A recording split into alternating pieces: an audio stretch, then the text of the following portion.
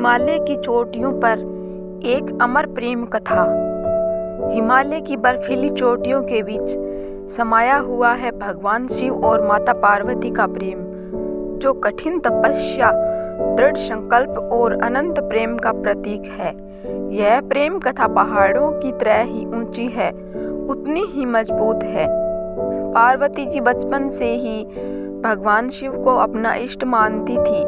उनके मन में उनके प्रति अथाह प्रेम और उन्हें पाने की धधकती इच्छा थी। इस इच्छा को पूरा करने के लिए उन्होंने कठोर तपस्या का मार्ग चुना। हिमालय के एकांत में वह दिन रात उपवास और कठिन साधना में लीन रहती। उनके चेहरे पर भूख प्यास नहीं, सिर्फ भगवान शिव के दर्शन की लालसा दिखती। उधर कैलाश पर्वत पर ध्यान मग्न भगवान शिव उनकी तपस्या से प्रभावित हुए। उन्होंने पार्वती जी की परीक्षा लेने का निश्चय किया। वे एक बूढ़े ऋषि के रूप में आए और पार्वती जी से विष्णु जी को वर के रूप में चुनने के लिए कहा।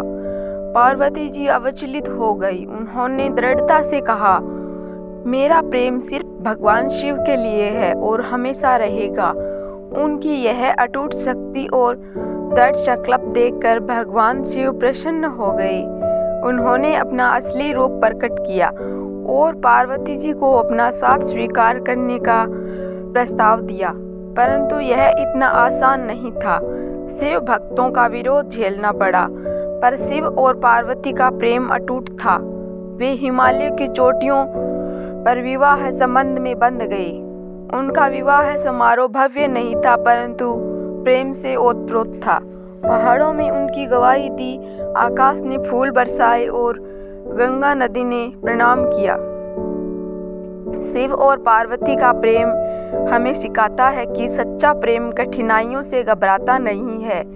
यह दृढ़ संकल्प और विश्वास की नींव पर टिका होता है। यह दिखाता है कि अगर हृदय में सच्चा प्रेम और पाने की तीव्र इच्छा हो तो पहाड़ों को भी पिघलाया जा सकता है।